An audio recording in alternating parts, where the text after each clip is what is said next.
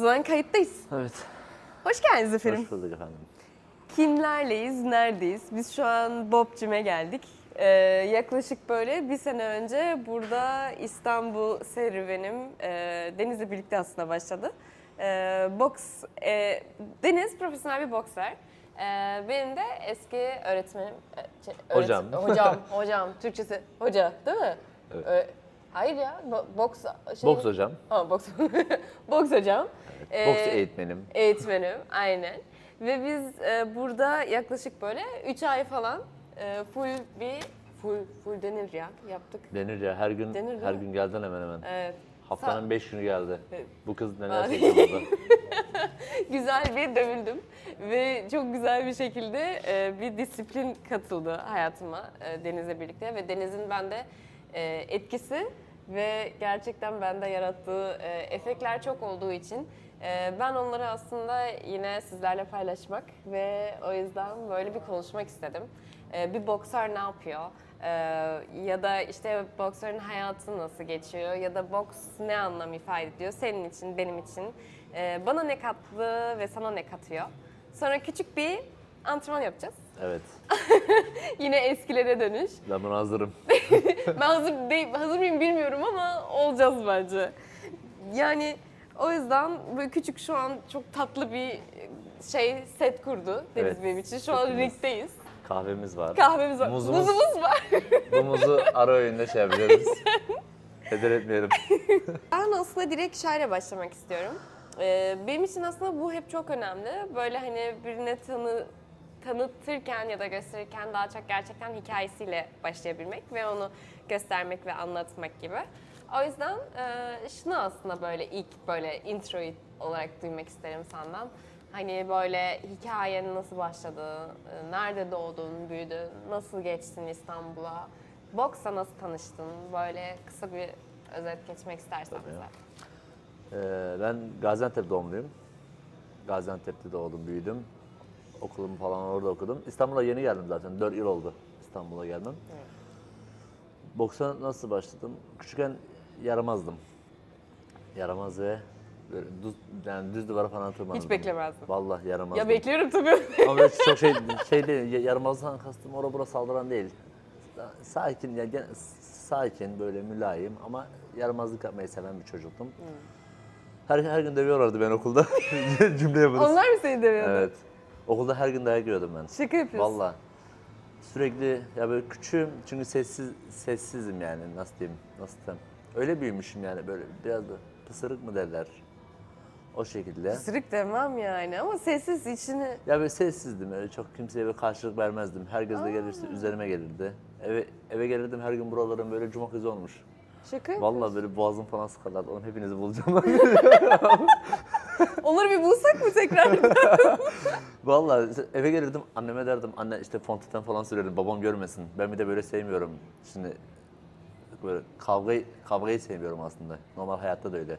Dışarıda kavgayı seven biri değilim. Olabildiği kadar uzak duruyorum zaten. Eve gelirdim anneme böyle küçük küçük fondötenler sürdürürdüm. Babam anlamazdı Allah'tan. O şekilde işte lise 1'e kadar falan böyle sürdü. Lise 1'e geçince boksa başladım. Okulda başladım aslında. Bizim hoca okula gelmişti. Ya, okullarda böyle kurs açılıyor sosyal şey olarak. Örnek veriyorum halter kursu, kickbox kursu, muay thai. Bizde de muay thai ve kickbox açılmıştı. Orada tanıştım lise 1'de.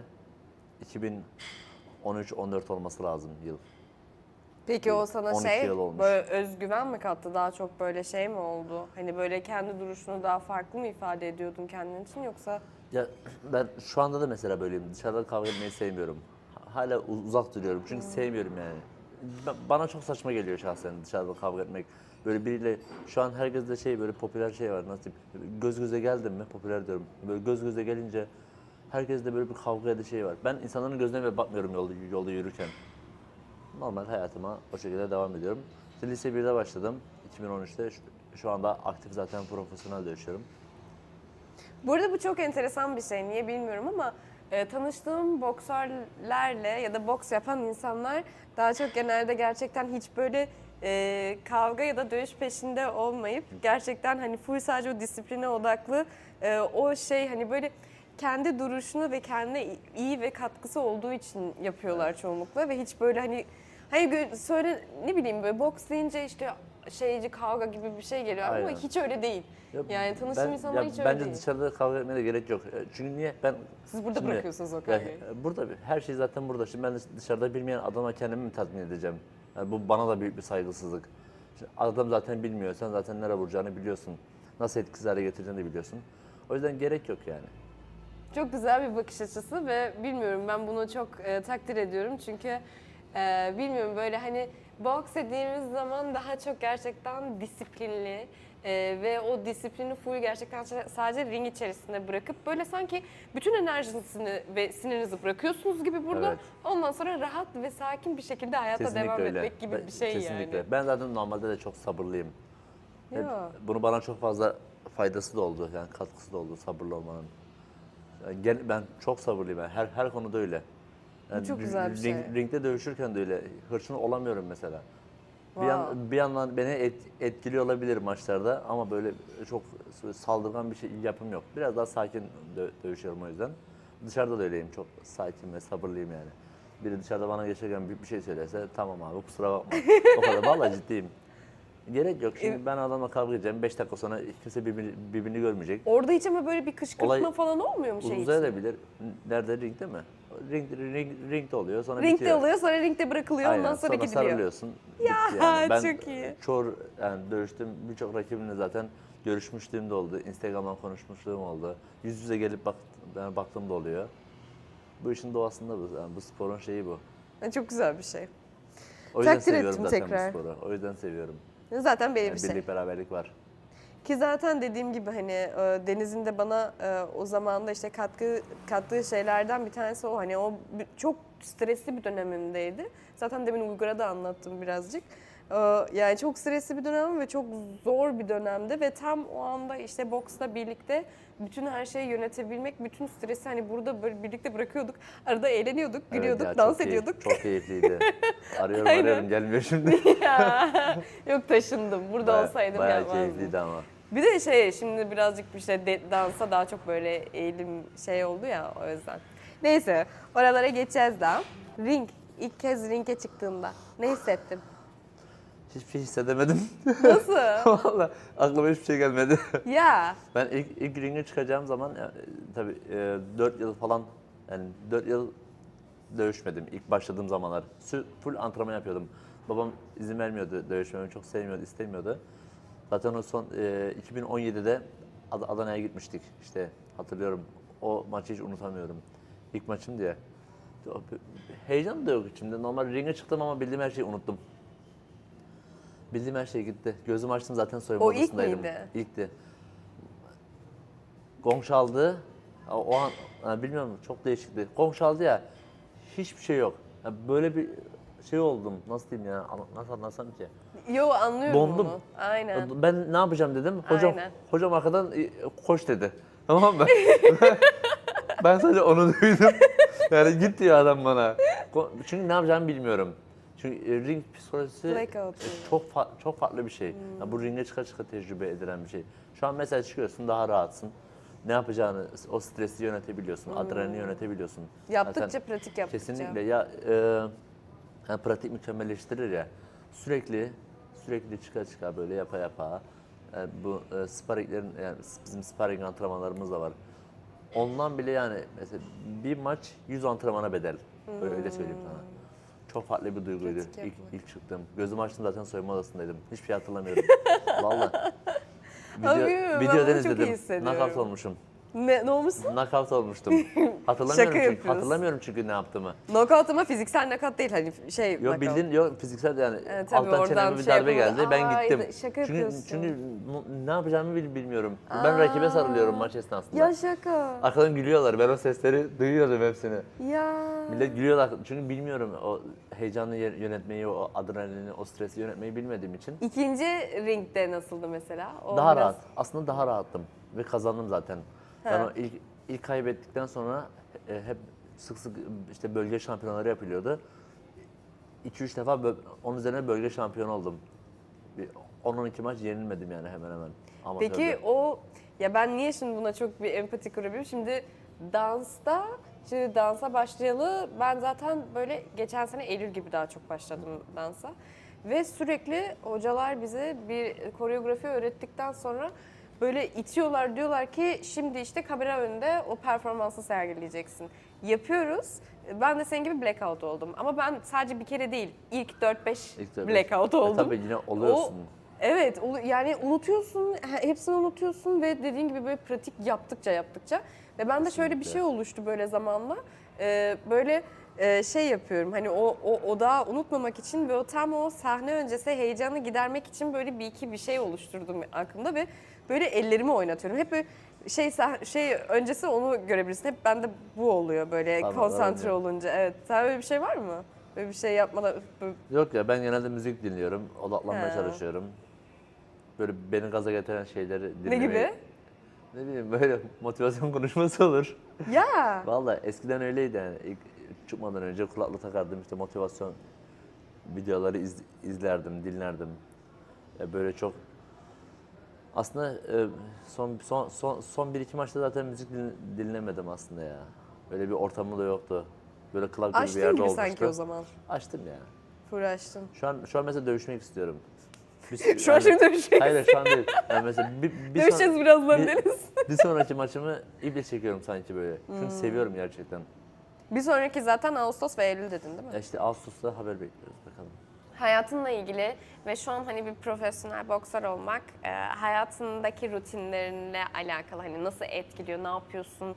Ya aslında daha çok hani günün, rutinin, sosyal hayatın ya da işte mesela beslenmen hani nasıl böyle boksun etrafında ya da ne kadar kaplıyor aslında boks senin o hayatını onun Ya sosyal hayat yok gibi bir şey, çok az. Yani böyle davet olur, öyle giderim. Çünkü erken uyumam gerekiyor, erken uyanmam gerekiyor. Bir yandan boks dersi de verdiğim için Türkiye'de ayakta kalabilmek için sadece dövüşerek olmuyor. Ayrıca ek bir dövüş, işte antrenman, yani ders vermek lazım. O yüzden sabah genelde, geçen yıl aslında 5'te falan kalkıyordum. Bu yıl 6'ya falan çıktım, yoruldum biraz. Genelde geçen yıldan bahsediyorum. yoruldum 5'ten 6'ya hala büyük Ama yani. çünkü sabah 7'de derslerim başlıyor genel olarak. 7 veya 8'de boks dersine verdiğim için. Benim gibi psikopatlar çünkü geliyor sabah 7'den altında seni Dün yoruyor. sabah 6.30'da geldim bak derse. Ya. Evet. Dün 6.30'da geldim, gece 9'da çıktım buradan. Eve gittim zaten pertim. Ve gün içinde antrenmana gidip geliyorum bir de. Peki bunları yaparken mesela şey diyor musun içinden hani ama yani boks benim hayatım ve her şeye değer ya da işte özlediğin bir şey oluyor mu bunları yaparken? Zaten bunu demezsem yapamam. Aynen. Bir hedefim var, bir hayalim var. Ona ulaşmak için mecbur, böyle bazen insanın bırakısı geliyor ama o şey bir yere kadar gelmişsin. Buradan sonra niye durayım ki? Aynen. Yani yarı yola kadar gelmişsin diyeyim. Sonuna kadar gitmek istiyorum. O yüzden devam. Çok doğru. Yorulsam Hedefin da ve devam. hayalin varsa ne kadar uğraşman ve çalışman gerekirse de çalışırsın çünkü Kesinlikle. o sonuna kadar gelecek. Ki zaten gelecek sen de biliyorum. İnanıyorum. Öyle O yüzden yani. çalışıyorum. Başka bir imkanı yok. Öyle çalışıyorsun ve zaten başarılısın ve zaten inanıyoruz sana, biliyoruz o yüzden. We know. Başaracağız. Cem, başaracağız. Başaracağız. Okey, bu şey disiplinle alakalı. Yani disiplin aslında onu da içeriyor. Yani disiplin senin için ne? Yani nasıl şey Ya yapıyorsun? disiplin benim için, ya mesela motivasyon bir yere kadar. Motivasyonun bittiği yerde disiplin başlıyor. Yani disiplin olmasa hiçbir şey yapamazsın. Devam edeceksin. Sabah- Motivasyon yoksa da devam Evet, edeceksin. devam edeceksin. Zaten budur yani. Disiplin Aynen. bu. İstemesen de onu yapman lazım. Eğer istemeyerek bir şey yapıyorsun zaten disiplinsindir. Aynen. Her sabah o yataktan kalkmak. Yani o kışın sabah 5'te 6'da o yani yorganın üzerinden atıp koşuya gidiyorsan disiplinli birisindir benim için. Ve bunu bayılıyorum. Mesela Instagram'da mesela bunu sende görmeye ya da izlemeye çünkü bazen insan kendini bırakıyor ve böyle yatağında uzanıyorsun. Bütün böyle her şey diyorsun ki yapamayacağım Betül. Bazen ondan sonra senin gibi ya da işte gerçekten yine de hani disiplinli hiçbir zaman böyle aralıksız devam ettiren insanlar o konuda böyle güzel bir geri bir şey geliyor. Yani Evet. böyle bir uyanış. Evet. Betül saçmalama. Arada yaşıyoruz. Evet. Kalk, şu yataktan kalk. Şu an ne kadar konfor alanı güzel olsa da yine çık oradan. Evet. O yüzden güzel bir ilham Evet. veriyorsun. Arada ben bunu yaşıyorum. Sabah uyanıyorum. 5 dakika daha yapayım. 5 dakika daha dinleniyorum. Sonra bakıyorum ki bu 5 dakika bitmeyecek. Hadi kalk hemen.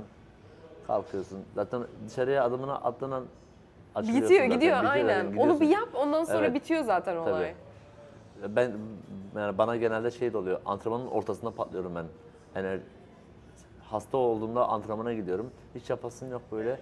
Antrenmana başlayınca ortada bir patlıyorum var ya iyi ki yapmışım. Orada ben böyle bir Ben de patlama anı onu yaşıyorum. yaşıyorum, O evet. çok keyifli. Aynen. Antrenman bittikten sonra zaten Bittikten dünyanın sonra en of güzel iyi ki şeyi. gelmişim. Kesinlikle. İlk başta zorlanıyorsun. Evet, "Aa, evet. geldi" falan sonra Yani ondan sonra. "Ah, Sparring antrenmanlarını çok seviyorum mesela. O Sparring. antrenman maçı yaptığımız Hmm. antrenmanlar çok keyifli. Niye? Onlar en zorları mı? Ya hem zor hem daha ben daha keyif alıyorum yumruk Hmm. almadan, yumruk yemekten. Deniz. Seviyorum. Vallahi öğrencilerimle yapıyorum, kendime vurduruyorum o yüzden. Şaka yapıyorsun. Vallahi. Öyle kendime geleyim şey mi? Bilmiyorum, hoşuma gidiyor dövüşmek. Yani bu dövüşmek Sorgu- derken yani böyle sorgulama metodu. dışarıda şeydi ama çünkü stratejik bir şey yani. Hem orada beynini de geliştiriyorsun bir yandan. Tamamen Koordinasyon. vücutla yapılan bir şey değil çünkü. Evet.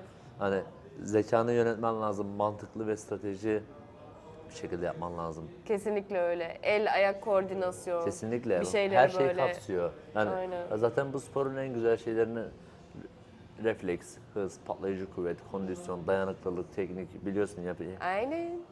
hepsinde başarılıydın. Kim? Sen? Yok ya.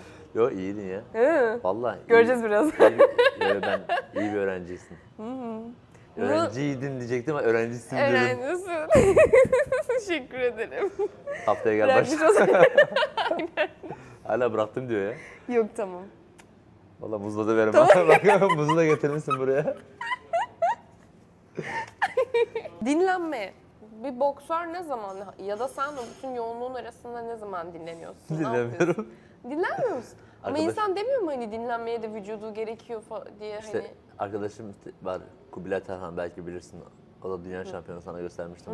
Aa O- evet, göstermiştin. O bana diyor pazar günü antrenman yapma, dinlen, ders alma. Ha. Ben yapamıyorum, dinlenemiyorum. Ama Evde canım sıkılıyor. ama Gelip ders veriyorum. yani maşallah böyle devam ettirebiliyorsun. Evet vallahi ben de bilmiyorum ama İnşallah hep böyle ettirebilirsin. Bilmiyorum hani. bilmiyorum evde sıkılıyorum ben ya. Okey. Ben küçük yaşta da öyleydim. Yani şimdi ben 8 yaşından beri çalışıyorum. Sürekli farklı işleri yaptım ya. Örnek veriyorum, boşum, okul bitti, çantayı eve bırakırdım, hemen çarşıya giderdim, iş arardım. Ne yapabilirim diye. Bakardım işte tatlıcı var, baklavacı var, Antepliyim ya. Hemen girerdim, görüşürdüm, başlardım böyle. Hala bir baklavayı yiyemedik bu arada. Evet, Onu bir şey yapmamız. ben diyetteyim. Sana getirteceğim, tamam, Tamam. getirteceğim.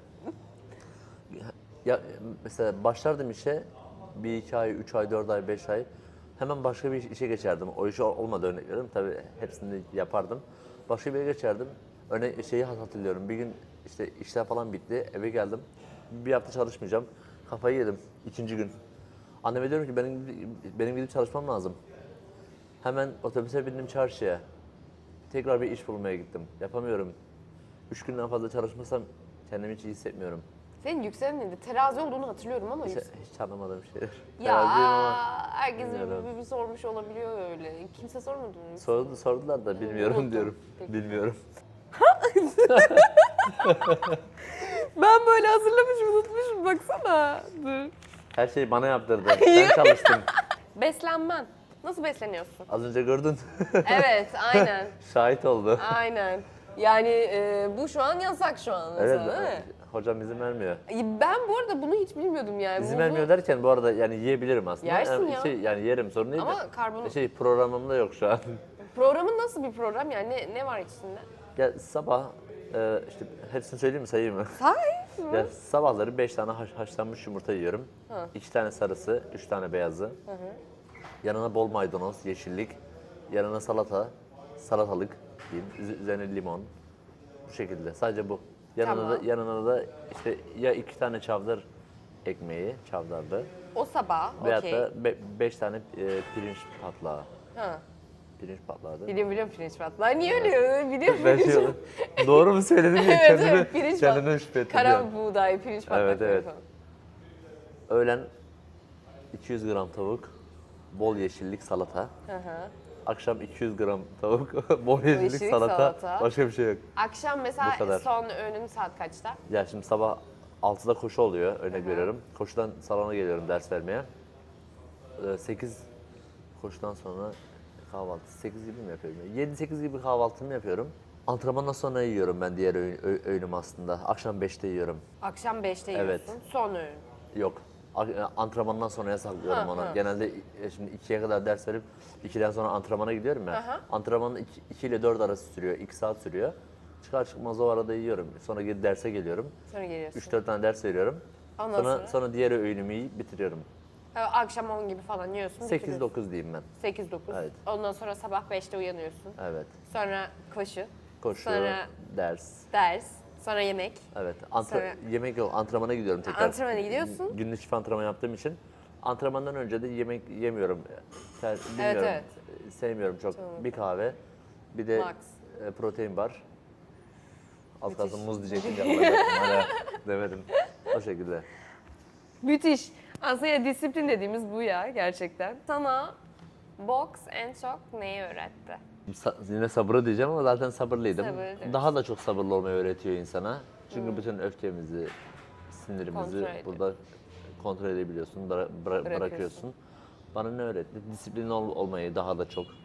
Disiplin olmayı. Zaten boks benim için bir yaşam tarzı şu an. Sadece böyle ringe çıkıp dövüşmek, sağa sola şey yapmak değil. Yaşam tarzı diyeyim. O zaman ne diyoruz arkadaşlar? No boxing, no life diyoruz. Aynen. Sabırsızlığa ya da çok sabırsızsak, sinirliysek geliyoruz, boksa başlıyoruz. Aynen öyle. Burada bırakıyoruz. Kesinlikle. Ondan sonra günlük hayatımıza bu şekilde sakin ve sabırlı bir şekilde devam edebiliyoruz. Aynen öyle. Yani Değil mi? disiplin olmayı öğretiyor. Ya boksun ben çok seviyorum ya. Ben aslında futbolda oynadım küçük yaşta. Babam çok fazla futbolcu ol dedi. Ama Ama şu şey bak mesela şu zamanlarda böyle git geldeyim. Yani babamın sözünü dinleseydim yıllardır bu kadar boksa verdiğim antrenmanı futbola verseydim belki de daha iyi yerlerde oynuyor olabilirdim. Ama seni içsel Bana öyle olarak geliyor, mutlu bilmiyorum, edecek bana öyle miydi? geliyor. Yani Bilmiyorum. Yok. bence sen kendi yolunu seçmen ve Bir tercih yapmam gerekiyordu. Ben bireysel sporu tercih ettim. yani seni içsel olarak çünkü daha rahatlatıyor. Evet. Yani Şu an memnunum yani. Ben de Sadece memnunum. Küçük bir şeydi Hocam. sadece böyle. iyi ki boksör olmuş. Aynen iyi ki olmuşsun. Seviyorum yani. Yani çünkü sonuçta bize kattığın o etkenler ve şeyler hani bence benim için bu çok önemli ya. Hani bu yaptığın şeylerde mesela yarattığın etkiler etrafta hani onlar da görünür ve güzel bir şekilde olursa ve bence bende de zamanında çok görünür ve güzeldi. Ve muhtemelen bütün öğrencilerin de öyle. O yüzden bence iyi ki olmuşsun. Mesela böyle özel hoca şey olarak hani belki futbolda da tabii ki etkili olur ama şu an mesela birebir o şeyleri böyle verebiliyorsun, aktarabiliyorsun. Evet Bence ama çok seviyorum değerli ben. bir şey. Ben normalde Onu hissettiriyorsun şimdi şöyle bir işte. şey var. Bu işte çok iyi bir sporcu olabilirsin ama antrenör olmayabilirsin. Aynen. Çok iyi bir antrenör olup dövüşçü de olmayabilirsin. Aynen. İkisi çok farklı bir şey. Ya çünkü şey zaten hani biz böyle şeyleri yaptığımız zaman antrenmanları yaptığımız zaman hani bazen de şey diyorsun hani öğrenci olarak ya biraz hani ben bırakayım falan sonra senin o ciddiyetini yine görünce Evet. ve arada hani böyle bir şey oluyordu yani bir dayak yiyor gibi oluyordum böyle o anda küçük küçük. Orada böyle bir hatırlatma oluyordu ve orada o işin ciddiyetini yine tekrar alıyordum. Kesinlikle. O da ne kadar sevdiğini gösteriyor. Gözünü kapatmaya gelmez bak bu iş. Ney? Gözünü kapatmaya gelmez. Ringde en tehlikeli yumruk zaten görmediğin yumruktur her zaman. Ringde de Her öyle. zaman açık, algıların Tabii. açık bir şekilde. Gözünü kapattığın an bittin. Kapatmayacaksın o yüzden her zaman Kapatmıyoruz. açacağız. Bırakmıyoruz da Hayatta da odaklıyız. böyle. Tamam hocam. Tamam mı? Bak sana, Tamam hocam. tamam mı? Göreceğim seni birazdan. Dansa falan gidiyorsun görüyorum. Yakalayacağım. Evet merak ettim şu an. Hani orada o farklı bir şey görecek misin? Göreceksin bakalım. Bizden ve eski günlere geri dönüş kısmına gelelim. Anılar. Evet anılar. Gözümde canlandılar. Şunu sormak istiyorum sana hani beni ilk gördüğünü hatırladığını nasıl hatırlıyorsun ya da nasıl biriydi Betül senin için? Ya bunu gerçekten samimi söylüyorum. Mesela bana çok böyle güvenilir geliyorsun genel olarak. Gerçekten söylüyorum bak. Güvenilir ve samimi geliyorsun.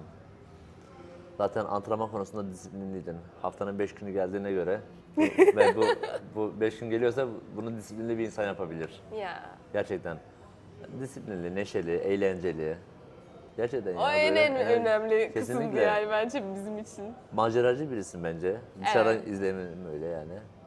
Hala o şeylerini de çok böyle severek zaten takip ediyorum. O kamp. Hala bir kamp yapamadım ya. Evet. Onu çok merak ediyorum ve bir kere bir deneyimlemek istiyorum Zaten yani. çantayı yükleyeceğim, göndereceğim seni. Ya evet Tek ya başına bir kere o dağlarda. kadarını yapabilir miyim bilmiyorum ama. Yaparsın ya. Bilmiyorum. Bilmiyorum ben çok seviyorum. Hatta bu ay sonu bir daha yapacağım. Yapacağım mı? Ya bir abime söz verdim. Onu Nereye gidiyorsun orada? ya Sakarya böyle Karagöl falan ya da Bolu. Bazen de Şişli diyeceğim. Şişli'de kampa gidiyoruz. Osman Bey metronun altında bir mağara var da genelde orada kalıyorum ben. Yakalandım. Ya Şile'ye gidiyorum.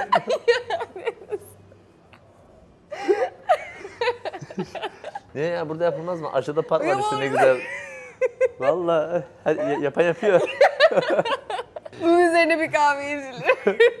Bir de muz yersen. Bir de muz yersek tamam. Garibim muzlar esmere döndü burada. Ben bunları kampa götürebilir miyim ya? Vallahi anısı olsun. Cidden olsun ya. Tamam bunlar kalsın. Hakikaten sende kalsın. Kağıtları da ben hazırladım bu arada. Evet. Bana hazırlattırdı. Biliyor musunuz?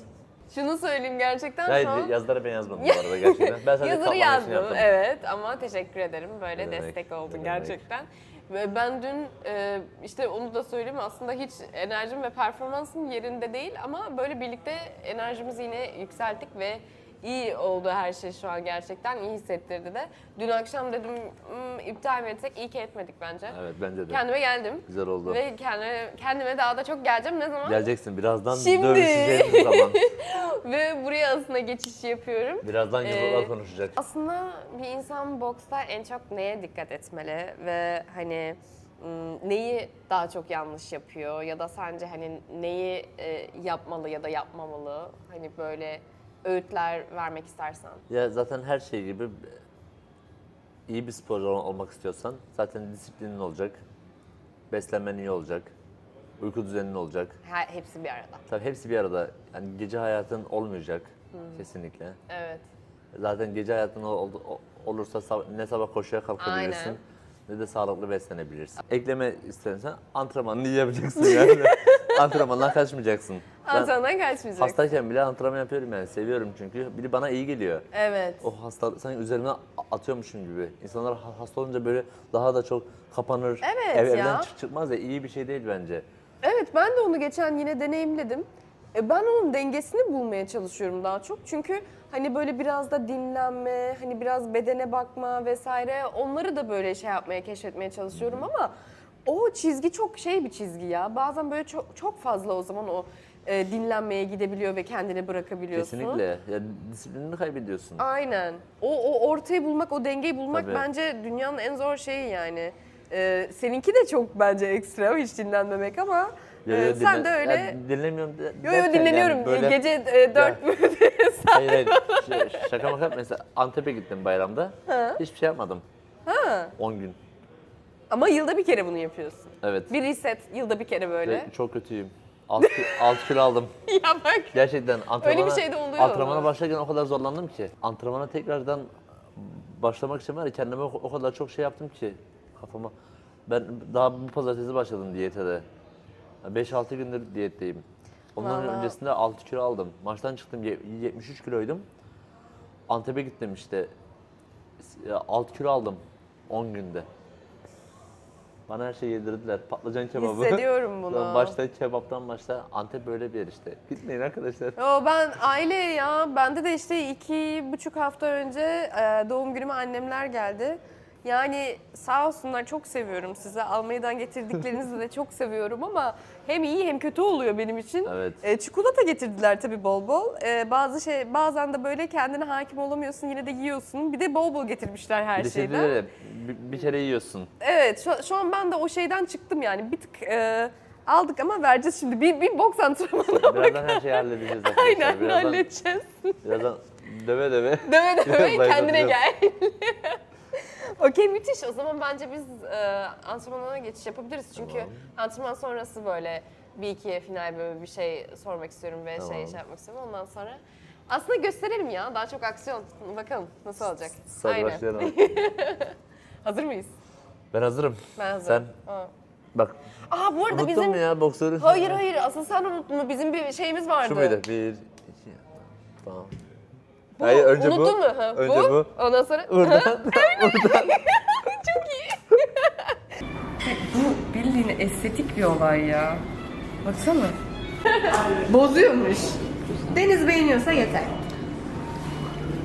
Kırılmasın da. Benim için hiç önemli değil. Kırma ha, tamam mı? Sen...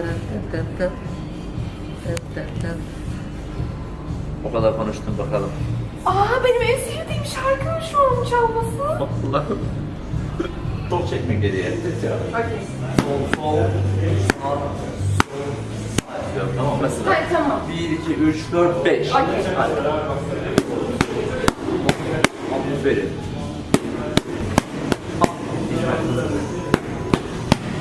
Aferin. Bu ya. Hop, direği bağla. Şuraya. Hop. Ay. Boşa demedim bu kız disiplinli diye. Tamam mı? Eğilme, bükülme. Eğilme diyorum. Ya. Olay öyle çıkıyorum. Bunu nereden öğrendin? Tamam mı? Çok yapıyoruz. Öncelikle şunu söyleyeceğim. He. Özenle hazırladığım kağıtlarımı kaybettim. Ya. O hazırladığım özel 5 sayfamı istiyorum. Bulacağız onları ama muhtemelen dediğin gibi aşağıdan çıkıyor olabilirler. Çok kısa bir şey demek istiyorum sadece. Şimdi biz antrenmanımızı yaptık ve o yüzden gerçekten bunu bir söylemek istiyorum. Bilmiyorum belki kameralardan da belli olacaktır.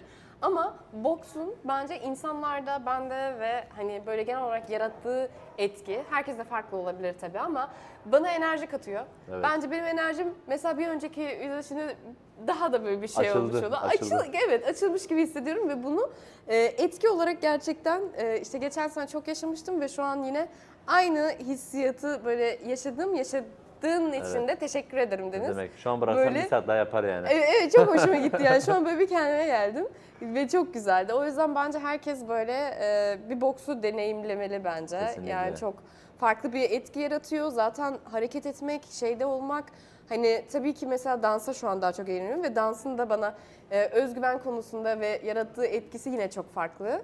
Ve kesinlikle orada kendimi çok severek geliştiriyorum. Yani geliştirmeye çalışıyorum daha doğrusu. Ama bu da çok ayrı bir şey. Kesinlikle. O yüzden çok iyi geldi. Teşekkür ederim. O yüzden yapmak isteyen herkes ringe gelsin. Aynen. Ve Demo ders vereceğim. ama yorumunu alayım Deniz nasıldı? O iyiydi ya. Vallahi teknik unutmamışsın ha. Bir tık. Gerçekten. Yo bir tık değil, tam iyiydi yani. Sadece elini şu yukarıya almak. Bunu nerede öğrendin? Ben bunu şeyde görmüştüm. Bu aile dizisi mi neydi? Şey var ya, Kıvanç Tatlıtuğ, gelin lan gelin. Orada görmüştüm sanki. Oradan mı gördün bunu yoksa? Hiçbir fikrim yok. Belki dansta çok fazla eller yukarı gidiyor Yok diye yok, mi kafanı bilmiyorum. sıvırmaya yok. Şunu. Niye öyle bir şey oldu ya da oluşu bilmiyorum. İyi ama yani yumruk gücün aynı, değişmemiş. Müthiş. İyisin yani. Çok sevindim. Ya zaten alt yapı var ya, profesyonel bir kadın. Nı, Yapıyor değil bu değil. işi. Şu an hocam. Yo iyi, gerçekten ben beğendim yani, iyi. Teşekkür ederim. Senin beğenmen zaten şu an bende şey gibi bir şey oldu. Çünkü yani gerçekten en son ne zaman yaptık? Bir sene önce yaptık. Eylül'de. Evet artık böyle. Bence daha eski.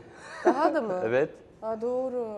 Ben askere gitmeden önce yaptık. Ağustos'taydı değil mi en son o zaman? Ben Haziran'da askere gittim. Ama geri geldiğinde bir iki kere yaptık sanki. Yo. Ama yapmadık Çok mı? az, bir kere. Ha. Onları saymıyorum. Tamam haklısın. Süreklilik hocam. istiyorum. Haklısın. 2 yıl oldu. Haklısın hocam. 2 yıl mı? Evet. Hayır ya. 2025 değil miydi ya? Başlar işte. Ha tamam. Ha öyle mi? Sustum. Bakacağım bunu. Arşive bakacağım hemen. Ringdeki Deniz'i 3 kelimeyle anlat. Sabırlı, disiplinli, güçlü. Özel hayatta. Özel hayatta enerjik, insan ilişkilerim iyi. Bence bana öyle geliyor. Bence de. Ve Dondum. Heyecanlandım bir anda böyle bir anda sorunca. Sen cevap ver ya. Evet, ben onu diyecektim. Evet. Yani... Beni 3 kelimeyle anlat. Evet ya, ben seni 3 kelimeyle anlatayım. Neşeli, enerji dolu dediğin gibi. Sevgi dolu. Saçan, hani enerji ve pozitif enerji. Zaten o yüzden de bence enerjimiz tuttu. Ve nasıl derim, odaklı, disiplinli derim ben de. Teşekkürler. Aynen. O üçü ve bence müthiş bir kombinasyon yani. Teşekkür ederim, çok Ne sağ ol. olsun böyle zaten ilerlersin hayatta, aksi takdirde yani İnşallah. ilerlersin. Öyle olacak. Manifestliyoruz zaten ki zaten Evet. belli bir şey. Evet. Başka şeyi yok yani. Seneye bu videoyu Aynen, izleyeceğiz herkese. izliyoruz, sonra görüyoruz. Seneye Bakın. dünya şampiyonu olacağım. Olacaksın. Buraya yazdık. Yazdık buraya. Ve olacak. Çok çalışacağım bunun Gerçekleşecek. için. En sevdiğin yemek? Birçok fazla var. Ya bir tane. Bak işte Patlıcan terazi kebabı burcu diyeyim. bu. Ben bugün sana fotoğraf gönderdim ya. Evet. Terazi burcunda böyle bir şey var. Karar verememek. Evet. Hep böyle bir bu. Ama Ay, karar. çok fazla var. Bende şey var. Ben taştan yumuşak her şeyi yerim. Asla ayırt etmem. Ama karar Her şey. vermelisin. Patlıcan kebabı, Heh. 2. içli köfte. Bu baya Antep yemeği. Evet. 3. Ya bunu da Ama- yoğurtlu makarna diyorum. Ama onları gün içerisinde öyle yemiyorsun ki. Çok güzel. Yiyor musun? Yani yerim. Ha. O zaman şey diyelim. Köfte. Ha. Annemin Yaptığı. yaptığı köfte ama. Hep böyle oluyor mu? Olmuyor mu Evet. zaten? Annenin yaptığı ve ailenin yaptığı Kesinlikle. yemekler. Annem çok güzel yemek yapar. Valla benim de. Bence herkesin güzel annesi yapar. en güzel yemeği yapar diyebiliriz Kesinlikle. böyle ama Bayılıyorum yaptığı ama bütün bu arada yemeklere. yani Antep diyorsun zaten oranın mutfağı bambaşka ve çok başka, meşhur. çok bambaşka. O yüzden inanırım ve şu an Kesinlikle. çok merak ettim ve annenin yemeğini yemek Evet. istiyorum yani. Bir gün Gideriz. umarım aynen. Bir Gaziantep vlogu çekeriz. Aynen bence evet, Evet. Gaziantep'e gideriz. Harika Tamam. yemek yapar ya gerçekten. Böyle burnumda tutuyor. Ya yapma vallahi şu an canım çekti yani Ama gerçekten. 6 kilo aldım diyorum 10 günde. 6 kilo ne demek? Ya hem iyi hem kötü olacak bizim için gitmek ama bence gitmeliyiz ya. Evet bir deneyim. 2 gün, 3 gün fazla. 2-3 günde. 2-3 gün, 6 Evet, gün evet. değil. Aynen 6 Hani gün çok 2-3 kilo fazla. olsun onu yine kolay atarız. Kesinlikle. O 6 bende daha zor. Kesinlikle. Sen daha hızlı atarsın da 6'yı. Atarım ya. Bak Atarsın. 80 başladım 5 gün önce. Bak. 76'yım. İşte. Ama gideceğiz. Bir gün gideceğiz. Onu da Evet. manifestliyoruz. Gaziantep'e Evet, yolcu. gidilecek. Ve annenin adı ne? Sibel. Sibel anneciğimizden güzel bir yemek. En güzel Evet. yemek içi köfte. Ya her şeyi çok güzel yapıyor. Bir yemek yiyeceğiz Her yani şeyi çok ondan. güzel yapıyor. Tamam. Müthiş. Aslında çok teşekkür ederim. Bu Rica ederim. şeyde de burada hani bu vesileyle buradaki bulunduğumuz cimi de anlatıp birini davet etmek istiyorum. Aslında biz şu an Bob Gym'deyiz ve Bob Gym hani şey olarak, konsept olarak benim çok beğendiğim bir yer. Çünkü burası tam böyle tarz olarak böyle rock ruhunu gösteren, yansıtan Kesinlikle. ve daha çok böyle estetik anlamında da ve şey olarak hani çok ince ince her detayı düşünülmüş bir Evet. stüdyo bence. Evim gibi hissediyorum burayı. Yani Gerçekten. insan zaten bence buradan çıkası da çok fazla Tabii. olmuyor. Çünkü gerçekten çok güzel. Ya hepsi bu dizayn olarak bakarsanız zaten işte ve buradaki çalınan müzikler de bile hani box esnasında hep o müzikler de hep şey diyordum. Aa ben bu müziği çok seviyorum. Aa bu benim çocukluğum müziği vesaire. Burayı zaten kuran ve ay çok müthiş bir geçiş. Barış Hoca. Hocam sizi böyle alalım. Şöyle ince gireyim. Dövüşteyiz mi? Ne yaptınız? Dövüştük vallahi Hocam- biraz. Ben dövüştüm. Hocam kediler de peşinizden geliyor. Onlar benim peşime geldi. Neresi müsait efendim? Vallahi. Böyle Evet. damdan mı geldi? Bir tane video var. Tereyağını böyle tavaya atmayı lak tereyağı bir düşüyor. Ananı Tekrar hoş geldin. Tekrar hoş buldum. Şöyle biraz daha yaklaşayım. Böyle Olur. kadraja gireyim. Evet, demin böyle birazcık böyle intro yaptım, başladım ama gerçekten buranın işte kurucusu Bob Gym'i inşa eden değerli Barış hocamız. Gerçekten çok böyle severek geldiğim hem estetik anlamda bilmiyorum. Ben yine burçlardan geleceğim. Çok özür dilerim ama boğa burcu olarak böyle estetiğe çok önem veriyorum ve gerçekten çok güzel bir şekilde kurdum burayı. Teşekkür ediyorum. Ee, Çok teşekkür Her ederim. şey böyle en ince detayına kadar düşünülmüş ve yapılmış ve ben onu çok yansıtarak hissettirdin yani. Evet, bana. dekoratif olarak çok böyle detaylara önem veriyoruz burada. Çünkü buranın dekorasyonu bizim için çok önemli. Böyle gelenler de hem bizimle o, ya şöyle aynı ruhu demeyeyim de ben buraya böyle bir konsept belirlemekten ziyade böyle kendi hayatımdaki parçaları yavaş yavaş böyle koymaya başladım böyle ilk kurduğum andan itibaren. İlk zamanlarda böyle biraz böyle sanki kendi odammış gibi dizayn ettiğim salon yavaş yavaş farklı bir mimari boyut aldı iç mimari alanında. Aslında kendi konseptini kendi doğurdu. Özellikle bir konsept olsun diye başlamamıştık ama o yüzden bununla böyle yeşermesi ve büyümesi tamamen bu dekoratif detaylara bağlı aslında. O yüzden dekoratif detaylar bizim için çok önemli. Dediğin gibi, senin de gözlemlediğin gibi en ufak bir ayrıntıda bile bazen böyle çok günlerce, haftalarca düşündüğümüz ve hayata geçirdiğimiz, kattığımız veya taktığımız, koyduğumuz bir şey ortaya çıkabiliyor. O ama yansıtılıyor ve hissediliyor yani. Onu hissediyorum yani. Ya ne Bakıyorsun güzel, ne orada mutlu. yine başka bir şey görüyorum. Sonra orada diyorum ki bu da düşünmüş onu oraya. Çok sevdim. Hani- Çok sevdim. O zaman bir muz yeriz. bir muz yeriz değil mi? Yeriz. Bir muz yiyelim o zaman. Hakikaten. O 3 tane kaldı orada öyle. Bence videonun sonunda onları bir şekilde yiyelim yani. Güzel, bravo. Tebrik ediyorum bu arada. Çok milli bir insan kendisi. Yerli muz bu arada. Deniz hocam kesinlikle ithal değil. Yerli muz zaten yani şu bamyadan biraz daha büyük olmasından anlayabiliyorsunuz bunu. Sakın bunu böyle muz yedim 100 kalori aldım filan demeyin ha. Bu 20 taş çatlasa. Evet, aslında ben böyle birazcık da sana bırakmak istiyorum. Böyle kendinden birazcık böyle hani bahsetmek ya da işte bu süreç mesela burayı geliştirmek ya da inşa etmek ne kadar zaman aldı ya da nasıl bir şeydi? Ya Bobçim şubeleri genelde şöyle oluyor Betül. Yani bir lokasyona karar veriyoruz. Orada bir şube açmaya başlıyoruz. Şube hemen hemen tamamlandıktan sonra %100 bitmesini hiçbir zaman beklemeyiz biliyor musun? Neredeyse bütün şubelerimiz yani böyle biraz spor yapılmaya yakın hale geldikten sonra ne denir? Kervanı yolda düzmeye başlıyoruz yani. O şekilde ilerleye aslında kademeli kademeli. Burası 10. senesini geride bıraktı. Hala kendini yenilemeye, hala bir şeyler koymaya devam ediyoruz.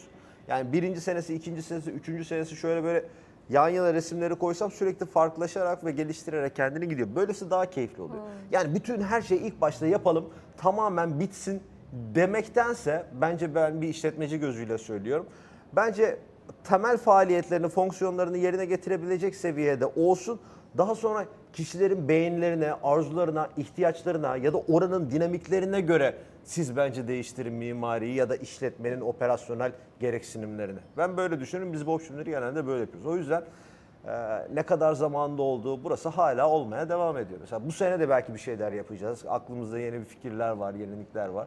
Devam edecek böyle O sürekli. zaten öyle olmuyor. Dinamik de ve dinamizm evet, öyle evet. gelişiyor. Hani Öyle, böyle öyle. baktıkça ve daha da çok geliştirmek ve bir şeye inşa etmek zaten böyle bir şeye bakarsın, devam edersin. Çünkü yolun seni nereye götüreceği hiç bilemiyorsun. Şimdi başlıyorsun, tesisi açıyorsun. Kafanda belli düşünceler var. Onlara uygun modüller tasarlıyorsun. Ama belki burası bambaşka bir yola sapacak, bambaşka bir yola gidecek. O yüzden yoldayken bazı şeylerin kararlarını vermek daha doğru oluyor. Doğru diyorsun. Yani gerçekten dediğim gibi hissettiriyor ve güzel bir şey. Böyle Deniz'in de dediği gibi ev hissi. Böyle bir Değil şey mi? yarattığın için teşekkür ederiz. Estağfurullah, ben teşekkür Öyle. ediyorum. Çünkü bir evin ev olması için orada güzel bir hane halkının da olması lazım. Güzel içinde bir aile olması lazım. Böyle sizlerle, sizlerin gibi böyle güzel insanların sayesinde burası böyle gerçekten size de bana da herkese burada kendini evindeymiş gibi hissiyat Öyle. yaratıyor. Çok severek geldik. Taşınmamış olsaydım daha da çok gelecektim yine. Ha, taşındın mı? Evet. Gelmedin o zaman. Evet. Hadi. Bu arada kanalına hayırlı olsun. Teşekkür ederim. Ama yeni kanalın hayırlı olsun. Ben burada sevgili değerli izleyicilerine, takipçilerine bir şey söylemek istiyorum. Betül'ü biz tabii burada çok yakinen tanıyoruz da siz de eminim bu programlar sayesinde çok daha yakından daha tanıyacaksınız. Eğer ki bizim böyle gördüğümüz Betül, ben şimdi ilk fırsatta bakacağım. Özellikle de bu videoyla başlamak istiyorum izlemeye ve takip etmeye. Eğer bizim gördüğümüz gibi böyle hayatı çok keyfiyle yaşayan, böyle çok pozitif, çok olumlu, her zaman enerjik görmüş olduğum bir insandı. eminim o aurasını da o enerjisini de sizlere yansıtacak, kanalına yansıtacak ve çok keyifli sohbetler, çok keyifli programlara tanık olacaksınız. Ben bunu şu anda şimdiden garantisini verebilirim size. Çok teşekkür ederim. Şu an böyle bir şey oldum yani. Duygulandım Estağfurullah, gerçekten. estağfurullah. Çok teşekkür ederim. Ben teşekkür gerçekten bunu böyle beni hani böyle görüp ve bunu böyle Türkçem şu an out. O zaman, O zaman muzları yiyorum. potasyum şu an. Potasyum gerekiyor. Zaten Türkçeme gerçekten yine nerede takıldım biliyor musun? Nerede? Ben hani Almanya'da doğup büyüdüm ya bazen yine böyle şeyleri demin bir Türkçe deyim söyledin, onun anlamını bilmiyorum. Kervan Yolda düzülür. ne demek o? Yani şöyle bir şeyi böyle çok planını programına hepsine her şeyi yapmak yerine yola çık, yolun seni nereye götüreceğini, ne yapacağını, yolda karşına neler çıkacağına göre ona göre işte dediğim gibi benim burada işimde örnek verdim ya operasyonun gereksinimlerini ona göre belirlersin. Aa, çok güzel bir şey bu. Bak, bunu çok sevdim yani. Çok şey oldu bana şu an. Neyse tamam okey. Aldım onu. Teşekkür ederim. Okey. O zaman bilmiyorum. Böyle senin böyle son şey olarak bir şey katmak ya da söylemek Deniz senin içinizden gelen bir şey var mı? Estağfurullah, estağfurullah. Burada yok bu program şimdi burada senin üzerine kurulu. Deniz de buradan söyleyeyim. Ben tabii ki içerideydim. Muhabbeti dinlemedim. Biraz da sürpriz olsun. Evet. Şeye güzel bir bekleyeyim. sürpriz Ekrandan oldu. izleyeyim istedim. Kendisi uzun yıllardır bizlerle birlikte çalışıyor. O yüzden çok şanslıyız. Onun gibi bir personelle, onun gibi bir çalışma arkadaşıyla beraber olmaktan. Çok da başarılı bir sporcu olduğunu anlatmama gerek yok. Zaten Aynen. bütün konu boyunca görülmüştür, anlaşılmıştır. Evet.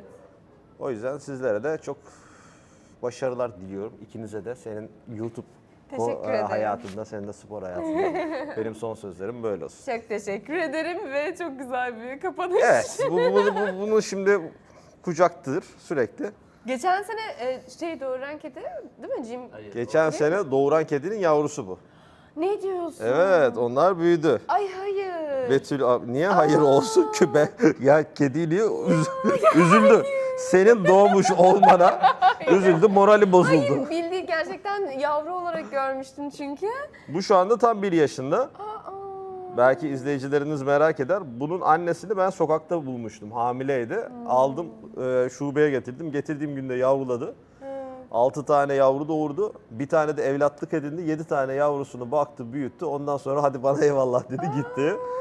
Bize de 5 tane yavrusunu sahiplendirdik. 2 tanesini de kendimize bıraktık. Bir de en güzelleri bize kaldı bence. Öyle demeyelim, hepsi güzel.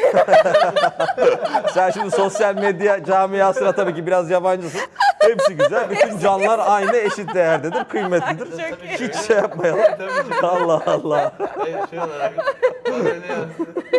Çok iyi. Müthiş. Jim değil mi? Bu Jim, diğeri tahmin et. Bob. Diğeri Bob. Çok iyi. Tekrar ikinize de çok teşekkür ederim. Böyle tekrar buraya gelip bunları böyle yaşamak çok enteresan. Gerçekten yavru olarak gördüm. Şu an geliyor kucağında oturuyor ve hani... O zaman ikimize de kapıyoruz. Kapıyoruz. Evet. O zaman görüşürüz. Görüşmeden önce videoyu lütfen beğenin, değil mi? Evet doğru. Evet, videoyu beğeniyoruz. Hocam, Zaten ben abone yeniyim onu. olunmuştur diye düşünüyorum ama ben yine de bir hatırlatayım. Abone Abone oluyoruz. olunuz ki bu keyifli kanal böyle büyümeye devam etsin efendim. Umarım. Teşekkür ederim. Bye bye. Ya